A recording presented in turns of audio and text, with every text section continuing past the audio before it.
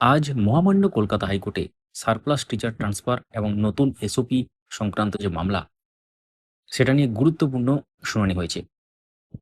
প্রথম হাফ দ্বিতীয় হাফ মিলে অনেক ঘন্টা শুনানি হয়েছে। পুরো হিয়ারিংটা আমরা শেয়ার করেছিলাম আমাদের ইউটিউব চ্যানেলে, হয়তো দেখেছেন আপনারা। এবং আপনাদের উদ্দেশ্যে পুঙ্খানুপুঙ্খভাবে আমরা পুরো হিয়ারিংটা দেখেছি। সম্পূর্ণ বাংলাতে এই ভিডিওর মাধ্যমে আপনারা জানতে পারবেন আজকে কি কি ব্যাপার ঘটেছে। এবং এই প্রসঙ্গে বলে রাখি, আগামীকালও কিন্তু আবার শুনানি হবে। তো অবশ্যই যারা নতুন দেখছেন আমাদের এই চ্যানেলটিকে সাবস্ক্রাইব করে রাখুন, পাশে থাকা বেল আইকন প্রেস করে অল করে দেবেন। যারা ফেসবুক থেকে দেখছেন পেজটিকে ফলো করে রাখুন, ভিডিওটি লাইক করুন, দেখার পর শেয়ার করে দেবেন। তো প্রায় ২ দফায় শুনানি চলে এবং উভয় পক্ষই তাদের বিস্তারিত যুক্তি আদালতের সামনে তুলে ধরেন। সবথেকে গুরুত্বপূর্ণ বিষয় ছিল এসওপি বা স্ট্যান্ডার্ড অপারেটিং প্রসিডিওরের বৈধতা, biological age, PTR rule, zero enrolment school, transfer school মানে অ্যাকচুয়ালি ট্রান্সফার রুল ২০২২ এবং রেশনালাইজের নিয়ে বিস্তৃত আলোচনা। আজকের শুনানিতে মাননীয় বিচারপতি একাধিক গুরুত্বপূর্ণ পর্যবেক্ষণও সামনে এসেছে। চলুন ধাপে ধাপে পুরো বিষয়টি বাংলায় বুঝে নেওয়া যাক। তো প্রথম পর্বের শুনানি। প্রথমে সিনিয়র অ্যাডভোকেট বিকাশ রঞ্জন ভট্টাচার্য আদালতে বক্তব্য রাখেন। তিনি প্রথমেই এসওপি তে উল্লেখ থাকা বায়োলজিক্যাল এজ বিষয়টিকে তুলে ধরেন। তিনি আদালতকে জানান, সরকারি চাকরিতে সবাই একই বয়সে যোগদান করে না। কেউ কম বয়সে চাকরি পান, আবার কেউ অনেক বেশি বয়সে যোগ দেন। তাই শুধুমাত্র বায়োলজিক্যাল এজকে ভিত্তি করে একজন শিক্ষককে অন্যজনের আগে বা পরে স্থানান্তর করা নীতি যুক্তিসঙ্গত নয়। এর পাশাপাশি তিনি আদালতকে শিক্ষক বদলির সাধারণ প্রক্রিয়া ও বিদ্যমান ট্রান্সফার রুল সম্পর্কে অবহিত করেন। এরপর সিনিয়র অ্যাডভোকেট সুবীর সান্যাল মহাশয় তার বক্তব্য শুরু করেন। এই প্রসঙ্গে বলে রাখি, সিনিয়র অ্যাডভোকেট সুবীর সান্যাল মহাশয়, যিনি West Bengal board of primary এডুকেশনের অ্যাডভোকেট, তিনি কিন্তু এক্ষেত্রে পিটিশনারদের পক্ষে লড়াই করছেন। তিনি বলেন, বায়োলজিক্যাল এজ বিষয়টি নিয়ে মাননীয় বিকাশবাবু ইতিমধ্যেই বিস্তারিত বলেছেন, তাই তিনি সেই অংশ পুনরাবৃত্তি করছেন না। এরপর তিনি সম্পূর্ণভাবে এসওপি বিভিন্ন অসঙ্গতির দিকে আদালতের দৃষ্টি আকর্ষণ করেন। তিনি একটি নির্দিষ্ট জেলার ডিপিএসসির একটি নোটিশ আদালতের সামনে তুলে ধরেন, যেখানে রিভাইজড এসওপি অনুযায়ী আবেদন করার কথা বলা হয়েছে। তিনি যুক্তি দেন, যদিও এটি একটি জেলার নোটিশ, কিন্তু বাস্তবে এই নির্দেশিকা সমগ্র প্রক্রিয়াকে প্রভাবিত করছে। এরপর তিনি বলেন, একদিকে কোথাও প্রথম এসওপি অনুসরণ করতে বলা হচ্ছে, আবার অন্যদিকে রিভাইজড এসওপি কার্যকর করতে বলা হচ্ছে। ফলে দুটি এসওপি একসঙ্গে কার্যকর হওয়ায় স্পষ্ট কন্ট্রাডিকশন বা পরস্পর বিরোধী পরিস্থিতি তৈরি হচ্ছে। সবথেকে গুরুত্বপূর্ণ বিষয় হিসেবে তিনি আদালতকে জানান যে এসওপি নিয়ে এত বড় প্রশাসনিক সিদ্ধান্ত নেওয়া হচ্ছে, সেই এসওপিতে কোনো স্বাক্ষর নেই, কে এটি জারি করেছে সেটিও স্পষ্ট নয়। এবং এইভাবে কিন্তু ব্যাপার এগোতে থাকে এবং পিটিআর, রেশনালাইজেশন, মূলত তারপর যে বায়োলজিক্যাল এজ এই সংক্রান্ত ব্যাপারেও কিন্তু ঘোরাঘুরি করতে থাকে আর্গুমেন্ট, এবং মাননীয় বিচারপতি কিন্তু মন দিয়ে শোনেন। তো এরপর দ্বিতীয় পর্বের শুনানি। দ্বিতীয় পর্বে সিনিয়র অ্যাডভোকেট সুদীপ্ত দাশগুপ্ত মহাশয় আদালতে বিস্তারিত যুক্তি উপস্থাপন করেন। তিনি প্রথমেই বিচারপতিকে পিটিআর বা পিপিল টিচার রেশিওর পুরো কাঠামো ব্যাখ্যা করেন। তিনি বলেন, কোনো শিক্ষক চাকরিতে যোগদানের সময় সারপ্লাস ছিলেন না। সেই সময় স্কুলগুলি অনুমোদিত শিক্ষক সংখ্যা অনুযায়ী তাদের নিয়োগ দেওয়া হয়েছিল। তাই বর্তমান পরিস্থিতিতে কাউকে সারপ্লাস টিচার বলা ঠিক নয়, বরং কোথায় শিক্ষক কম রয়েছে সেটি ডেফিসিট হিসাবে দেখা উচিত। তিনি আরও বলেন, একটি প্রাথমিক বিদ্যালয়ে মোট ৬টি শ্রেণী রয়েছে, অর্থাৎ pre primary, class 1, class 2, class 3, class 4, class 5। সেখানে ন্যূনতম ২ জন শিক্ষক থাকা আবশ্যক। অন্যদিকে ২০০-র বেশি ছাত্র থাকলে শুধুমাত্র 40:1 অনুপাতে শিক্ষক নির্ধারণ করাও যথাযথ পদ্ধতি নয়। যেখানে শিক্ষক কম রয়েছে সেখানে নতুন শিক্ষক নিয়োগ করাই অধিক যুক্তিযুক্ত বলে তিনি মত প্রকাশ করেন। অর্থাৎ নিউ রিক্রুটমেন্ট করেই সেখানে ডেফিসিট স্কুলগুলোতে টিচার নিয়োগ করার কথা কিন্তু এখানে বলেন। এরপর তিনি এসওপির বৈধতা নিয়েও প্রশ্ন তোলেন। তিনি বলেন, এসওপিতে কোনো স্বাক্ষর নেই, কোনো দায়বদ্ধতা উল্লেখ নেই। তিনি মাননীয় বিচারপতিকে প্রাইমারি এডুকেশন অ্যাক্ট পড়ে দেখার অনুরোধ করেন এবং বলেন, এভাবে হঠাৎ করে এসবই পরিবর্তন করা যায় না।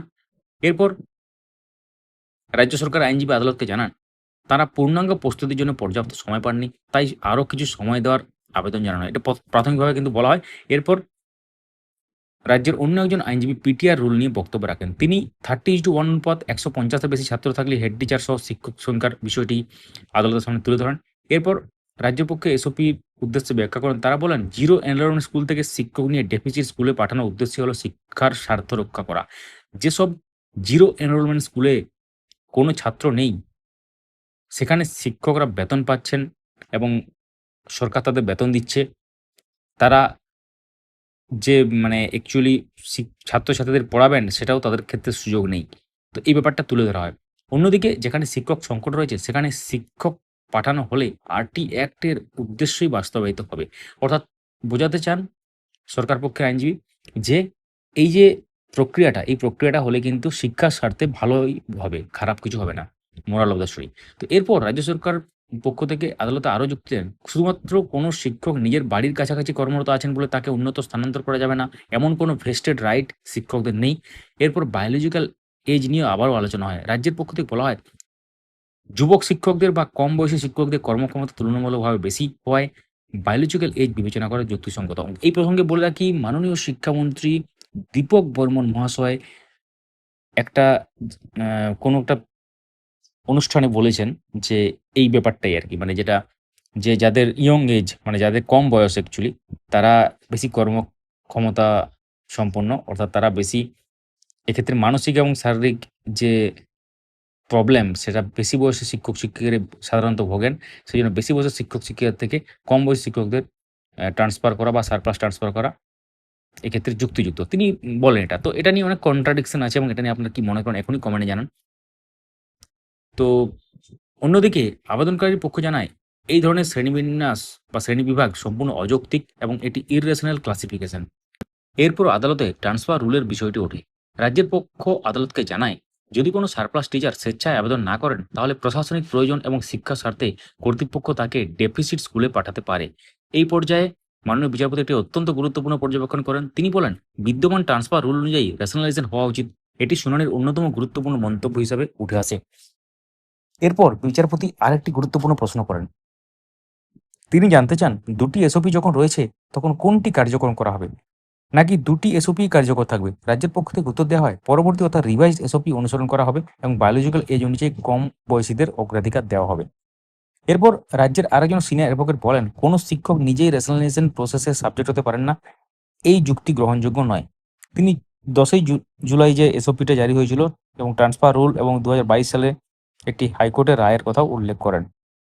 শেষে তিনি আদালতে কাছে আবেদন করেন এই রিট পিটিশন খারিজ করে দেওয়া হোক। অর্থাৎ শিক্ষক-শিক্ষিকারা বা যেসব পক্ষ এই এসওপির বিরুদ্ধে তাদের যে আবেদনটা এটা খারিজ করে দেওয়া হোক, তিনি কিন্তু বলেন আরকি। এরপর আবেদনকারী পক্ষের আরেকজন আইনজীবী বক্তব্য শুরু করেন। তিনি এসওপিকে ইররেশনাল বলে দাবি করেন। এরপর তিনি হরিয়ানা, আসাম, ওড়িশা এবং অন্ধ্রপ্রদেশের বিভিন্ন ট্রান্সফার পলিসির উদাহরণ আদালতের সামনে উপস্থাপন করার কথা বলেন এবং জানান আগামী দিনে শুনানিতে এগুলি বিস্তারিতভাবে দেখাবেন। এই পর্যায়ে মাননীয় বিচারপতি আবার একটি গুরুত্বপূর্ণ মন্তব্য করেন। তিনি বলেন, প্রথম এসওপিতে জুনিয়র টিচারদের ট্রান্সফারের বিষয়ে কোনো ব্যাপার উল্লেখ ছিল না, কিন্তু পরবর্তী এসওপিতে নতুন বিষয় যোগ করা হয়েছে। এভাবে যদি এসওপির মাধ্যমে বারবার নতুন নিয়ম যুক্ত হতে থাকে তাহলে ভবিষ্যতে তৃতীয় এসওপিতেও নতুন কিছু যুক্ত হতে পারে। এটা নিয়েও আদালত উদ্বেগ প্রকাশ করেন এবং এই প্রসঙ্গে আরেক আইনজীবী বলেন যে এসওপি নিজেই ট্রান্সফার প্রসিডিউর নয়, এটি শুধুমাত্র মেজারমেন্ট অফ প্রশাসনিক নির্দেশিকা এবং এক্ষেত্রে এরপর সেরকম কিছু হয় না। শুনানিটা কিন্তু অনেক ঘন্টার হয়েছে এবং তার যে সামারিটা বেরিয়েছে সেটা আমরা শুধু এখানে জানাচ্ছি মূল পয়েন্টগুলো। শুনানি শেষে মাননীয় বিচারপতি জানান, আজ যে প্রসঙ্গগুলি তিনি তুলেছেন, বিশেষ করে দুটি এসওপির মধ্যে সম্পর্ক, বিদ্যমান ট্রান্সফার রুলের সঙ্গে এসওপির সামঞ্জস্য এবং রেশনালাইজেশন আইনি ভিত্তি, এসব বিষয়ে আগামীকাল উভয় পক্ষকে আরো বিস্তারিত আদালতকে সন্তুষ্ট করতে হবে। মানে অ্যাকচুয়ালি যে প্রশ্নের উত্তরগুলো কিন্তু আগামীকাল দিতে হবে। অর্থাৎ আগামীকালের শুনানি অত্যন্ত গুরুত্বপূর্ণ হতে চলেছে। এই মামলার ভবিষ্যৎ দিক নির্দেশ অনেকটাই নির্ভর করতে পারে সেই আলোচনার উপর। আজকের শুনানিতে এখনো কোনো চূড়ান্ত রায় বা নির্দেশ জারি হয়নি। উভয় পক্ষই তাদের যুক্তি আদালতের সামনে তুলে ধরেছেন এবং বিচারপতি একাধিক গুরুত্বপূর্ণ প্রশ্নও পর্যবেক্ষণ করেছেন। আগামীকালের শুনানিতে এই প্রশ্নগুলির উত্তর কিভাবে দেওয়া হয় সেটা এখন দেখার বিষয়। নতুন আপডেটগুলো বাংলায় নির্ভুলভাবে পাওয়ার জন্য আপডেট মাস্টার চ্যানেলটিকে সাবস্ক্রাইব করুন বা পেজটিকে ফলো করুন। ভিডিওটি যদি তথ্যবহুল মনে হয় অবশ্যই একটা লাইক করুন এবং আমাদের এই এফোর্টকে অ্যাপ্রিসিয়েট করুন। সবার সাথে শেয়ার করুন। ধন্যবাদ, ভালো থাকবেন।